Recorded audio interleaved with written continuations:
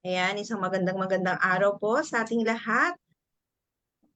Pindutin ko. Ayan, isang magandang araw po sa ating lahat. Sa ngalan po ng Psalms Prayer Warriors, we are loving messenger praying souls. Malugod ko pong binabati ang bawat isa sa atin ngayon na nandito po.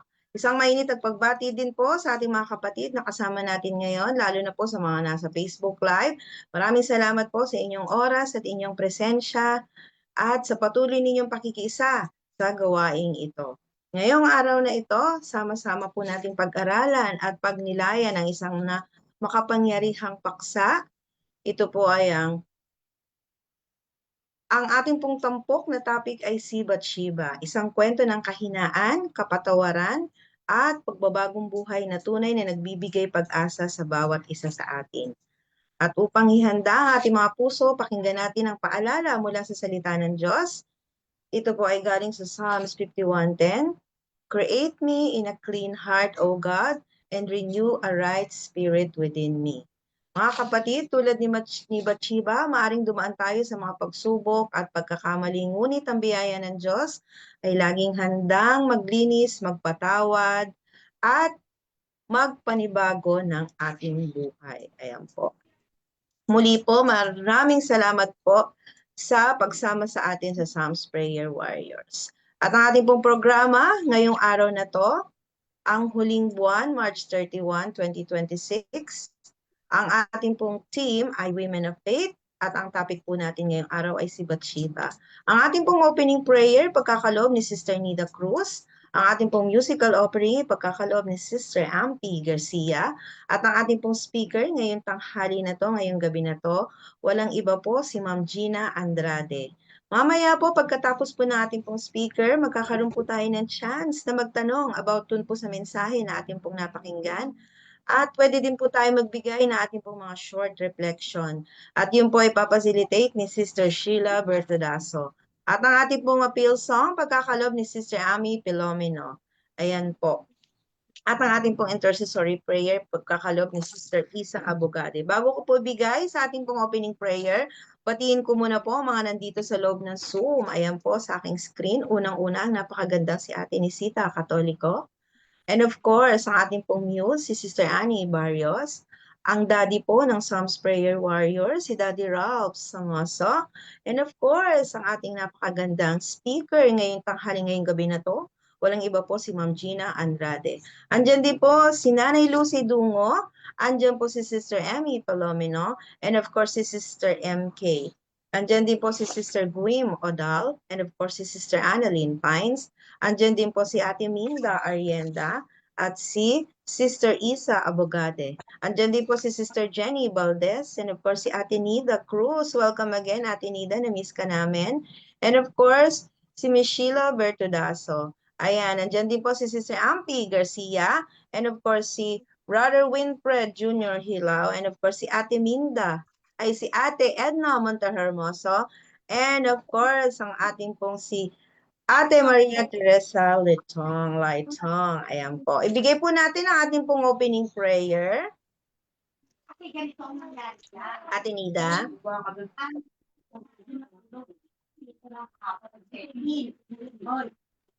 Sino po? Sino opening prayer? Ate Nida Cruz. Okay. Kala ko ako.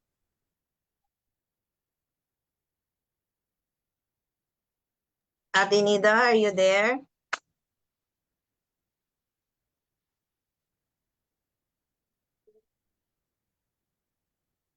Okay, pangunahan mo Ate Minda. Baka wala sa Ate Nida. Ate Minda, in behalf of Ate Nida Cruz, ikaw na lang po muna ang opening prayer. Okay. Sige. Let us pray. Dakilan naming Diyos, banal at makapangyarihan sa lahat na narin ka po sa mga langit. Salamat po muli sa pagkakataon na pinagkaloob niyo sa bawat isa sa amin. Kami po ay muling narito pag mag-aral ng iyong mga salita. Patnubayan o Diyos ang aming pagsalita, si Ma'am Gina.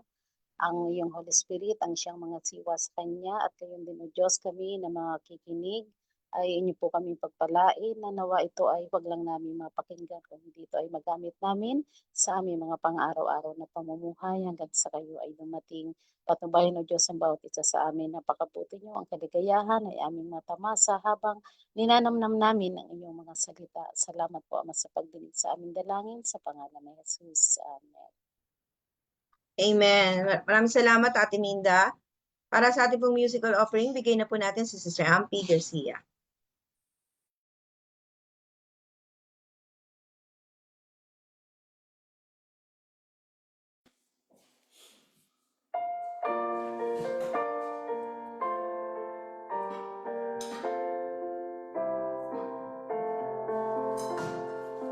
And can it be that I should gain an interest in the Savior's blood? Died He for me, who caused His pain, for me who Him to death pursued. Amazing love, how can it be that Thou, my God, should die for me? Amazing love, how can it be that Thou, my God, should die for me?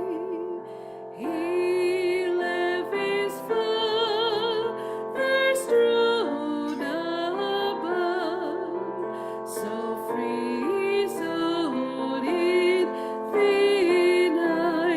His grace, emptied Himself of all but love, and bled for Adam's helpless race.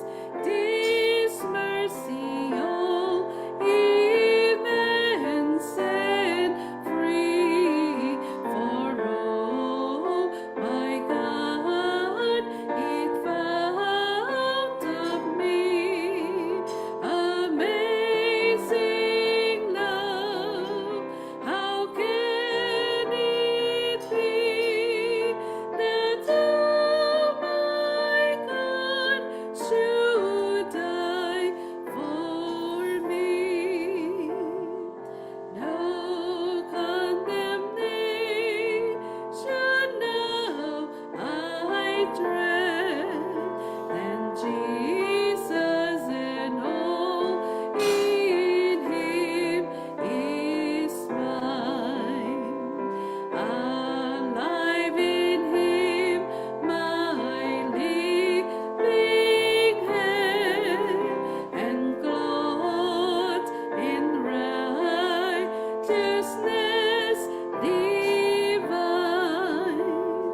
Bold I approach the eternal throne, and claim the crown through Christ my own.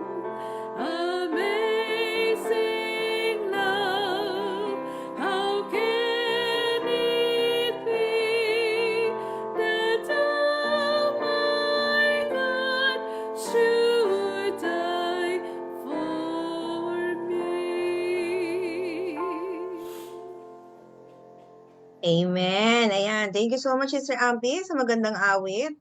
Ayan po. At bago ko po ipakilala ang ating pong speaker ngayong tanghali ngayong gabi na to, batiin ko muna po ang mga humabol dito sa ating pong Zoom. Andyan po ang ninang po ng Psalms Prayer Warriors, si Ninang Irene Torres, and of course, andyan din po si Pastor Ray Torres, andyan din po si Sister Ems Kalika, and of course, ang ating pong si Mamshi Nene. Ayan po. At ngayon, isang karangalan po nating ipakikilala ang ating pong tagapagsalita, isang lingkod ng Diyos na patuloy na ginagamit upang magbahagi ng kanyang salita. Narito na po si Ma'am Gina Andrade upang ihatid sa atin ang mensahe tungkol sa paksang Bathsheba. Ayan po. Ma'am Gina, nasa inyo na po ang pagkakataon.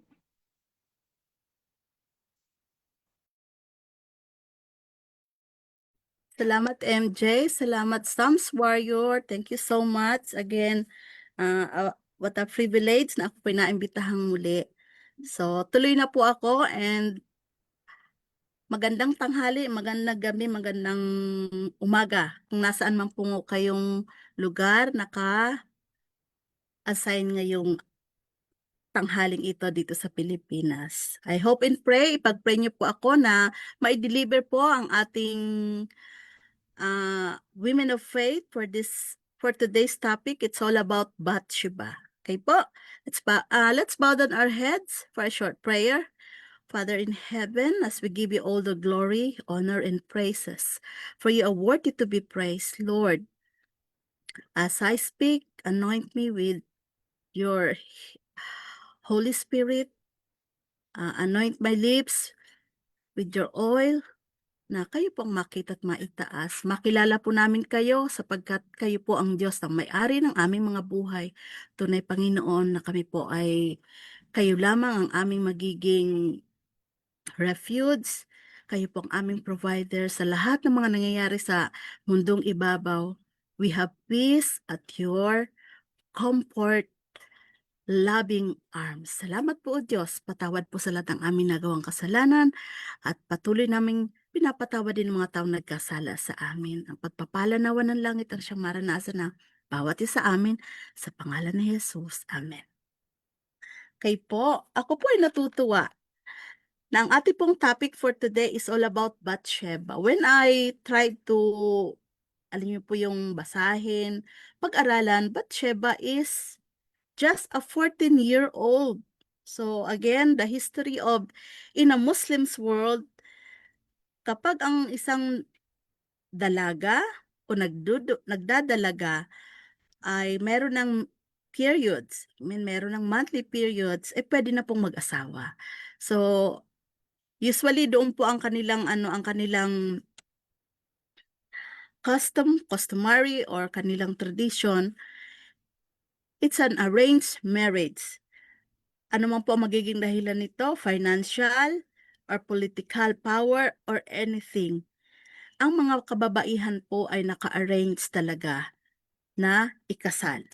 So, the parents itself ang pipili kung sinong mapapangasawa ng mga dalagang ito.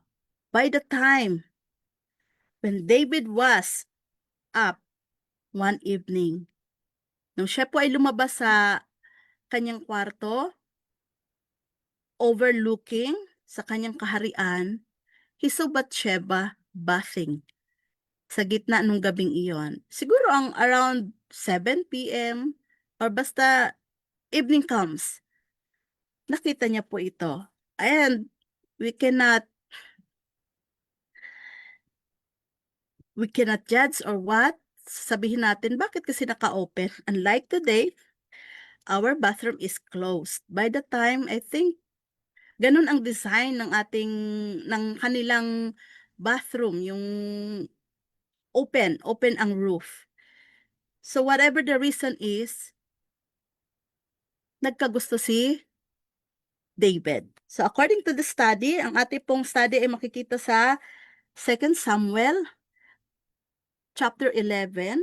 Let's start for chapter 2. So hindi ko na po siguro ito hahabaan.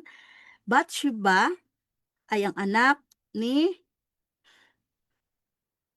sorry po, may konting ubo lang ako, isipon. Eliam ba? Isa na yung aking ano. Okay. Isn't this Bathsheba the daughter of Eliam and the wife of Uriah the Hittite? So, pinatawag ni King David. So, once the king summoned someone, wala pong right na humindi. But Bathsheba ay may asawa po. And her husband, si Uriah. Then David sent messengers to get her sa chapter 11 verse 4 po ng 2 Samuel. She came him and he slept with her. Ang sabi po dito sa Bible ko and NIV version, she had purified herself from her uncleanness. So, katatapos lang po kanya ng monthly period sa mga kababaihan po. Then she went back home. The woman conceived and sent word to David saying, I am pregnant. Ikat ko po muna, ano nga po ulit ang nangyari? Sa panahon po ngayon, ito pong nangyari na to, Bathsheba was abused by power. Tama po ba? Being an just a woman. Alam naman natin, during those times, women's right, hindi ganun kaano po ang rights ng mga women. So, sumunod lang siya and all. Kahit siguro ayaw niya. These scenarios happens everywhere. Tapusin ko lang po muna, no? Para tayo po ay magkaroon ng magandang idea what was happened after. So, nung nanganak ay nag-conceive o nabuntis, so David sent this word to Joab, send me Uriah the Hittite. Bakit kaya? Let's continue. And Joab sent him to David. When Uriah came to him, David asked him how Joab was, how the soldiers were, and how the war was going. By the time, mga kapatid, the husband of Bathsheba, Uriah, was in a battle war. So, pinauwi lang. What's the reason behind? Kasi gustong pagtakpan ni David. O nga naman, kung sisipingan nga naman ni Uriah ang kanyang asawa, ang lalabas nga naman ay pwedeng maging kanyang anak ang ipinagbubuntis. Okay. Ganito pa ang mga salita ni David, no? Kinumusta ang war, kinumusta ang mga soldiers. When Uriah came to him, David asked how Joab was. Okay, sabi po dito sa 8, then David said to Uriah, go down to your house and wash your feet. So Uriah left the palace and a gift from the king was sent after him. May binigay pa palang, should I say suhol? May gift. May gift pa pala si David kasi nga umuwi. So Uriah left the palace and a gift from the king was sent after him. But Uriah slept at the entrance to the palace with all his master's servants and did not go down to his house. Nakita niyo po? From that scenario, hindi pala talaga bumaba si Uriah para sipingan. Yun kasi ang plano talaga ni David na masipingan niya ang kanyang asawang si Bathsheba. So saan siya natulog? Sa labas lang or sa may pintuan lang kasama ang kanyang mga kawal, the master servants. Okay. When David was told Uriah did not go home, so nalaman ni David. He asked him, haven't you just come from a distance? Why didn't you go home? So tinatanong, di ba't pagod ka? Ba't di ka pumunta sa bahay mo para ma-comfort ka? Ano ang sagot ni Uriah? Uriah said to David, the ark and Israel and Judah are staying in tents. And my master Joab and my lord's men are camped in the open fields. How could I go to my house to eat and drink and lie with my wife? As surely as you live, I will not do such a thing. So nakita natin na yung loyalty bilang commander ng mga soldiers nandoon. Kaya siya sabi niya, hindi ko kayang matiis na sila ay, ako nagpapasarap buhay dito sa bahay. Samantalang ang mga tauhan ko, ang mga kawal ko, ang mga sundalo ko ay nasa battlefield. So yun ang sagot ni Uriah.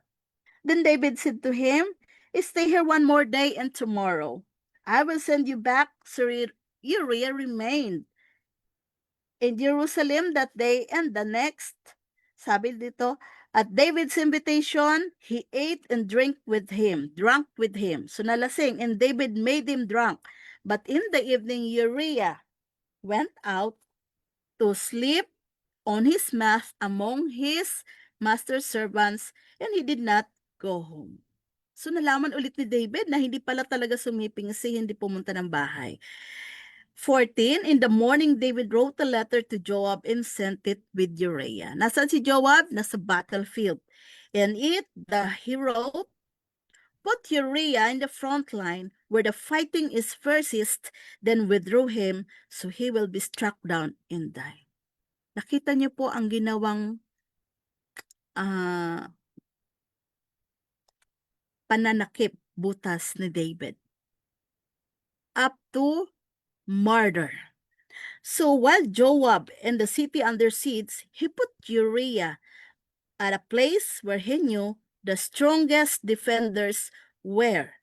When the men of the city came out and fought against Joab, some of the men in David's army fell. Moreover, Uriah the Hittite died. Namatay po si Uriah. Sino nga naman ang mabubuhay kung ilalagay ka sa front line? Okay? Joab sent David a full account of the battle. He instructed the messenger, when you have finished giving the king this account of the battle, the king's anger may flare up, and he may ask you, why did you get so close to the city to fight? So kahit papano siguro nagkaroon ng pagtatanong ang mga sundalo from the battlefield. Didn't you know they would shoot arrows from the wall? Who killed Abimelech, son of Jerob? Bishop, and didn't a woman throw an upper millstone on him from the wall so that he died in Thebes? Why did you get so close to the wall? If he asks you this, then say to him also, your servant Uriah the Hittite is dead. So the messenger set out, and when he arrived, he told David everything Joab had sent him to say. The messenger, sabi nga ng messenger kay David, the men overpowered us and came out against us to the entrance to the city gate. Then the archers shoot arrows at your servants from the wall, and some of the king's men died. Moreover, your servant Uriah the Hittite is dead. Even Joab became what? Ano ba yun? What is the word of that? Yung kakuntsaba. See? Murdered, nagsinungaling, ano pa ito mga nangyari? May kakuntsaba. Napaka-worst na nangyari kay Uriah. Okay. The men overpowered. David told the messenger, say this to Joab, don't let this upset you. The sword divorced one as well as another. Press the attack against the city and destroy it. Say this to encourage Joab. When Uriah's wife, which is Bathsheba, heard that her husband was dead, she mourned for him because Bathsheba loved Uriah more or most. David had her brought to his house, and she became his wife and bore him a son. But the thing David had done displeased the Lord. Ibig sabihin, yung ginawa ni David, hindi po ito nabura sa history ng Bible. The Lord displeased it. Hindi po ito nakalimutan ng Diyos. So, let's go over bilang isang babae na wala siyang magawa. Ito po yung nangyari kay Bathsheba, that she was abused by the power.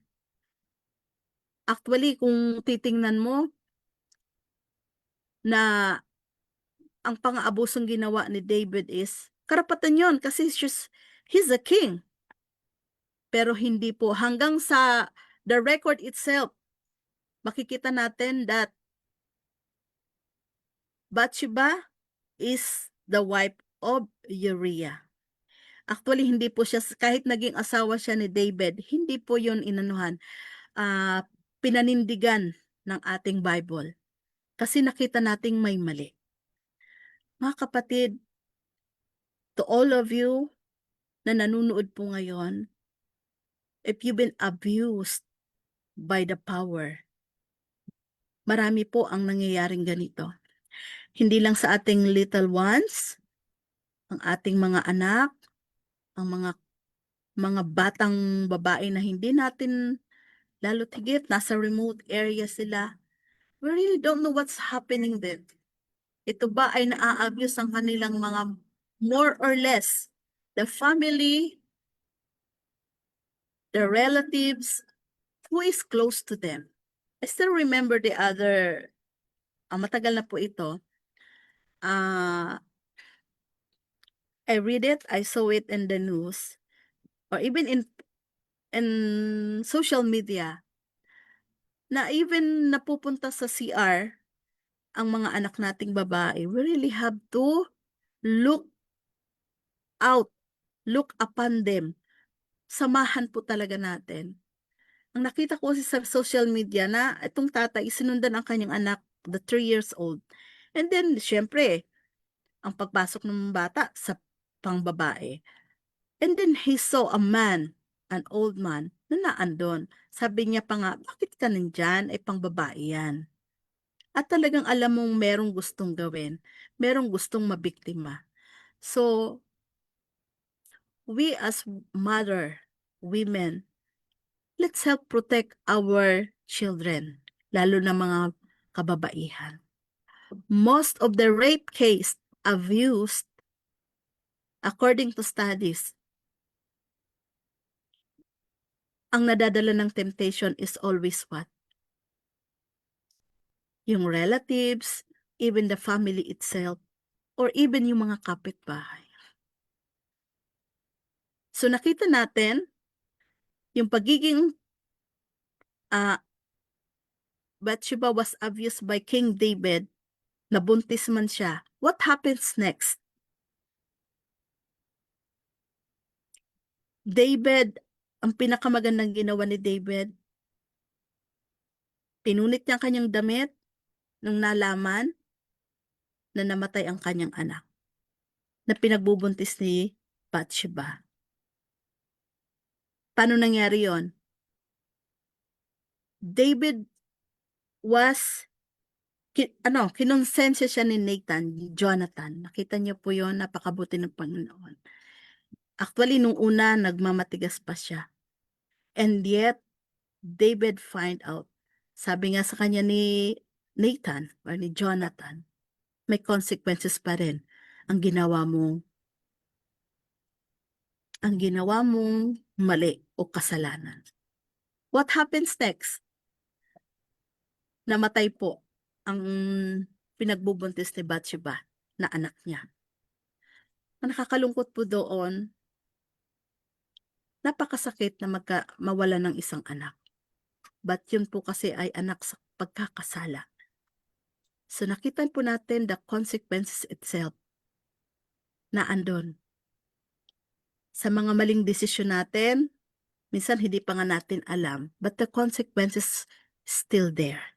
Ito yung pinapahiwatig ng Panginoon, na yung mali ay hindi talaga dapat maging tama. Ang pinakamagandang ginawa ni David is, nagsisi po talaga siya. But it's too late. Minsan may mga pagkakataon na sa ating buhay, it was too late na na-realize nating mali talaga yung nagawa natin. Might as well, natukso tayo. Actually, ang sabi nga po ng aking pag-aaral,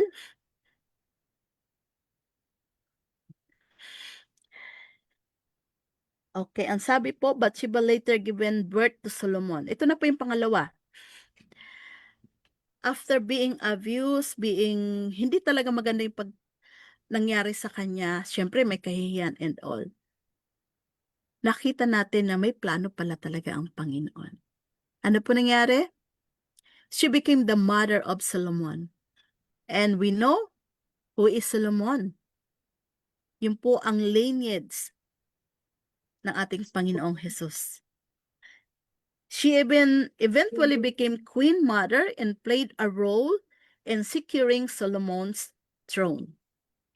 Actually, ang story ni Bathsheba, her story highlights themes of power, temptation, repentance, and redemption. Nakita po natin. So, Kung meron po tayong mga kakilala or even us, naging biktima, naabuso po tayo. Buti nga ngayon medyo okay na po ang women's right. Unlike before, sobra po talaga, no? Walang ano ang mga kababayan, walang power, walang boses. Kaya ikinasa po ang ating Republic Act, ano na nga bang number yon, na wala po talagang maaabuso or violence against women and children and even the elderly. Ang pinakamaganda po ngayon ay talagang we have all the rights na rin para magsalita. But then again, let's go back again. If this happened to any one of us or sa may kakilala natin, isipin po natin that Bathsheba has been abused also. But then again, the Lord never forget their sorrow or our sorrows, our tears. Let's keep on moving. Okay, thank you. Republic Act 9262, Violence Against. Alam niyo po, napakaganda na meron tayo din sa women's natin, di ba, yung End It Now. So, yun. Ingatan natin ang mga kababaihan din natin at magkaroon tayo ng pagpapala. I think doon tayo mag-focus sa mga na-abuse na talaga. Or ikaw ngayon, kapatid, isa ka ba sa nang aabuso? Itigil mo. Kasi may consequences din yan. Just like what happened to David. Ang dami, di ba? Mula sa pagnanasa niya, nagsinungaling siya, he cover up, di ba? Ano pa? And also, naging murderer siya. Nung hindi yung plan A niya na kapag umuwi nga naman to si Uriah, pwede nga namang maging anak niya yon. To cover up his sin. Pero hindi po nangyari yon. Nagsinungaling at naging siyang murderer. Kita niyo po, ganito po ang nangyayari sa kasalanan, the temptation itself. Again, saan siya nag-start? Nagkaroon po siya ng desire or pagnanasa. So ano naman po ang makuha nating lesson? Yung let's keep watch kung ano nga ba yung dinidesire natin. Pag na may nakita tayong ganyan, nag-uumpisa lagi sa kung ano yung nakita. Ganon din po sa nangyari kay Eva. Okay. So, humahaba na po ang aking topic. Gusto ko pong ipaalam sa inyo na just like Bathsheba, huwag po tayong mawala ng pag-asa.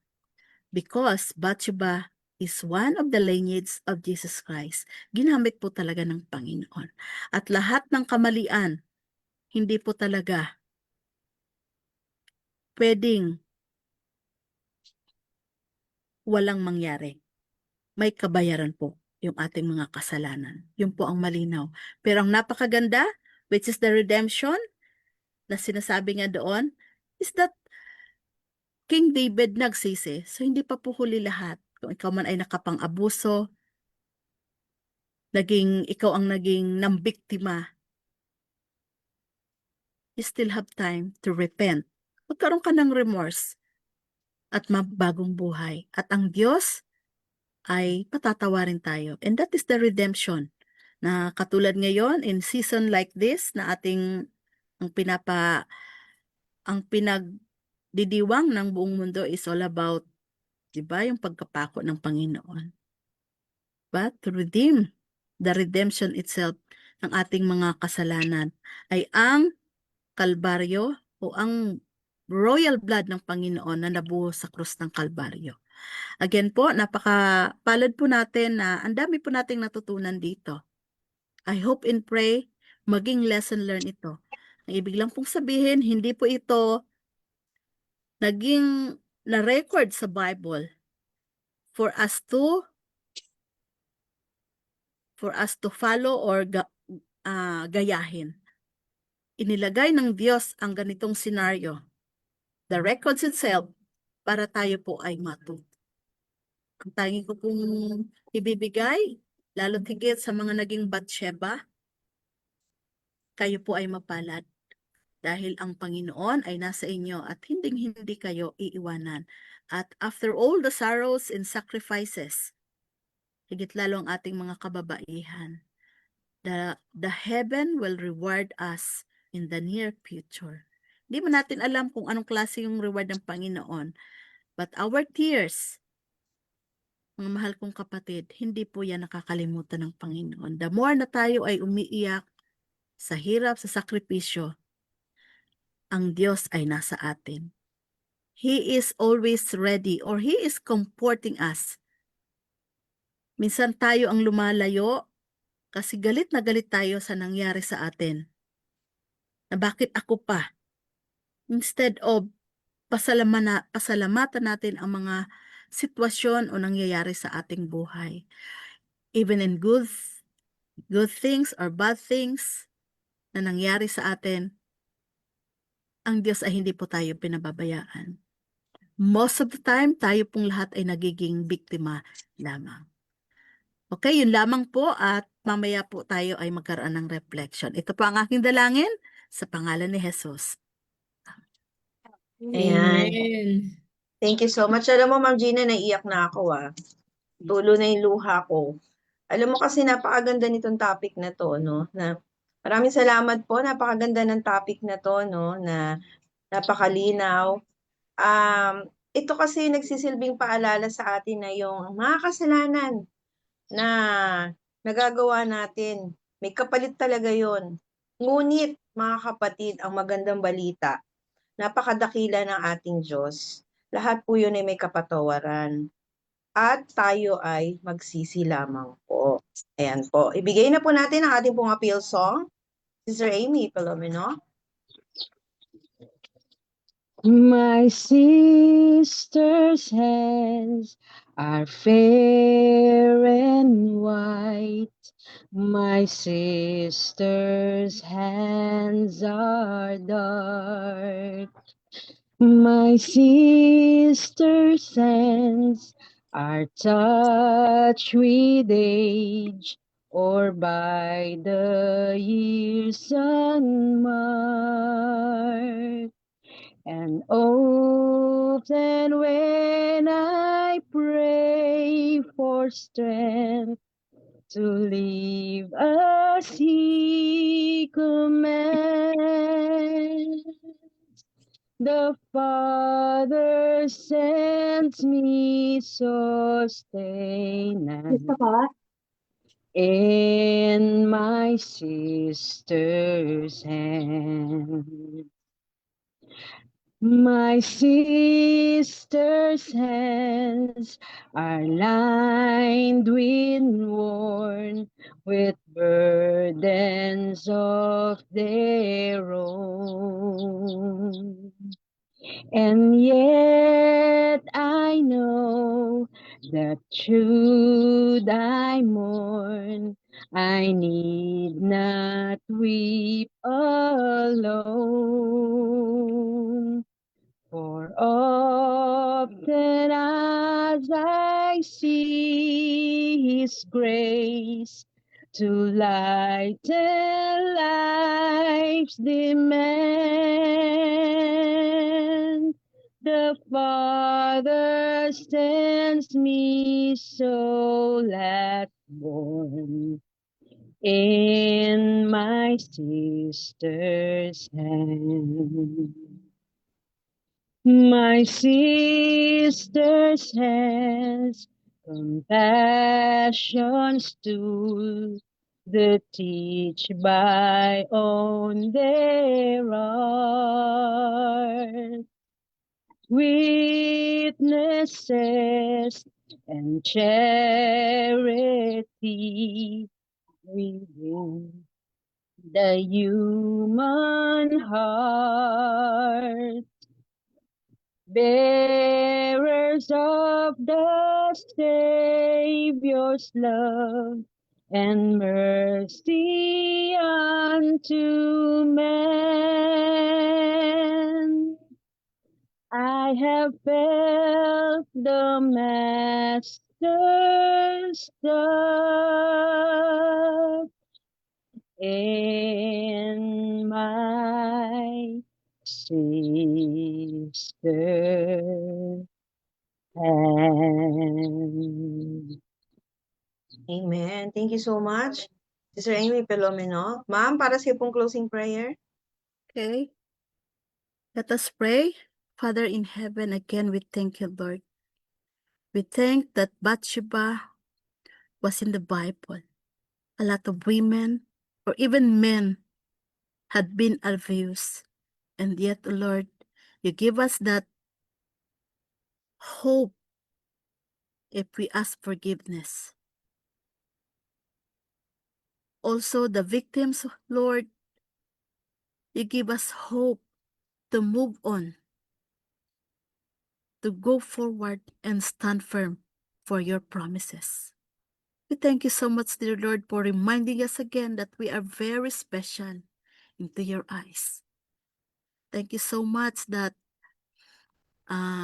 women at this era are most blessed na hindi niyo po pinababayaan. Even our little ones, kayo po ang kanyang guardians kapag wala po kami sa tabi ng aming mga anak. Ganun Panginoon ang aming mga kababaihan, akin po silang inilalagay sa inyong kamay. Protect them from any abuse of power or anything, Lord. Ang dalangin ko po, Ama, na wala na po sanang maaabuso. Kung may naabuso man, Ama, imulat ang kanilang mga mata na meron silang Kristo na handang tanggapin kung ano man ang kanilang pinagdaanan. Maraming salamat, Panginoon, for loving us who we are. Without question, you love us. Thank you, Lord, for your forgiveness, for your loving and caring for each and every one of us sa lahat ng oras ng aming mga buhay. Father God, as we go on, patuloy Panginoon, nais po namin kayong makapiling, yakapin ang bawat isa sa amin sa mga oras na ito.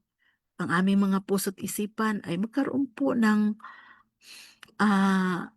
focus sa inyo at wag po kaming magkaroon ng agam-agam sa kung ano-ano pong mga nangyayari sa mundong ibabaw. This world is not ours. Kayo po ang may kontrol ng lahat ng bagay. Punuin ng pagpapala ang bawat isa, financially, emotionally, physically, and spiritually. Kayo lamang po ang aming muog, ang aming lakas. Wala po kaming magagawa kung wala kayo sa aming buhay. Salamat po, Diyos. Ang aming po napag-aralan at napag-usapan sa umagang ito ay magkaroon po ito ng ma-insert sa aming puso't isipan at ganoon din Panginoon ma-share po namin ito sa iba. Dalhin po kami sa mga taong na biktima, na abuso upang magkaroon din po sila ng ugnayan sa inyo, higit lalo ng pag-asang makilala kayo. Gamitin niyo po kami sa aming kalakasan, sa aming kung ano man po ang aming mga ginagawa, ang aming mga kapitbahay, patuloy niyong pagpalain at kayo po ay maitas namin sa kanilang harapan. Salamat po Diyos. Ang maghapon ay aming inihahabilin at patuloy kaming mag-i-enjoy sa inyong inihaing pagpapala sa araw na ito. Patuloy Ama ang iyong pag-iingat ang siyang maranasan ng bawat isa sa amin sa pangalan ni Jesus na aming tagapagligtas. Amen. Amen. Ayan po. Thank you so much po again, Ma'am Gina. Actually, mga kapatid, no, ang speaker po talaga natin for today is Ma'am Josie Calera. Since si Ma'am Josie po ay meron po siyang seminar sa Baguio, so kinausap ko po siya last time. At of course, hindi ko po kayo pababayaan na wala pong makukuhang speaker. And andyan po ang ating pong si Ma'am Gina na always ready. Ayan po. Again, Ma'am Gina, maraming salamat po. At sana po ito yung hindi po huli. Ayan. At batiin ko muna po yung mga humabol dito. Nandyan po si Sister Mary Grace Tikang. Andyan din po si Brother Sherwin from Riyadh. And of course, nandyan din po si Sir Wilfredo Absolute. and si Ate Marceline, at sino pa ba? Ayan, so lahat po ay si Brother Fillmore from Taiwan, andyan din po. Ayan.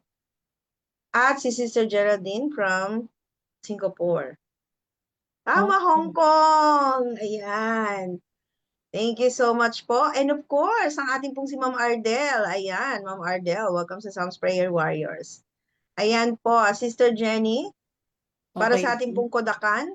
At maraming salamat po sa lahat ng mga nasa Facebook Live. Magkita-kita po tayo muli sa susunod na Martes. Same time, same channel. Amen. Okay po. Let's continue sa ating pong picture taking, mga kapatid. Open cam.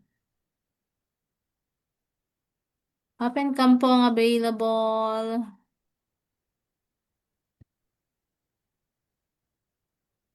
Okay po. Okay. Tayo po ay 28 ngayon. Let's take a picture. Smile po. 1, 2, 3.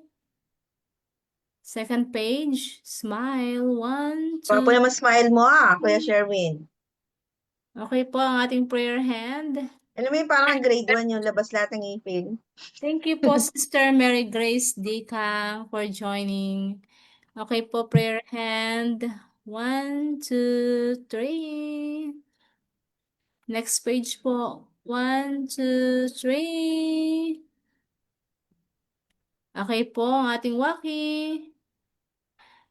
Ate Tesla, itong ba't nakabaligtad yung camera? Ayan, okay na po yan. Okay Ate po. Tesla itong foreigner po siya. 3. Isa pa po, second page. Waki, 1, 2, 3. Thank you so much po. Ate Ibigay na po natin ang pagkakataon kay Sister Sheila. Nandiyan ba si Ma'am Sheila? Di ba si Ma'am Sheila? Andiyan din po si Ma'am Shi. Hello Sige po, yes po. If maputol po yung signal ko, maybe because I'm still traveling. So let's go now sa ating reflection. Sabi dito ni Ma'am MK sa chat, guard our thoughts by wearing the armor of God. Our eyes will see the beauty of the world and full of deceiving in committing sins. Let us all be aware of what you think, that we see, what we eat, what we do. May our desire is the desire of our God. Amen. Sabi din dito ni Ma'am MK, in everything, God has a purpose. May we look at His plans. Bad things happen, but God turn it into blessings. Never let our way go away. Instead, get closer to Him. Mean it the wrongs. We did it. We may ask forgiveness. You have to repent and change into good according to God's will. Thank you, Ma'am MK. So, sino po dito ang gusto mag-share ng kanilang reflections and sino po ang yung may mga tanong? Ako, I You have can, question. yes po, you will give our time to Ma'am MJ. Yan po.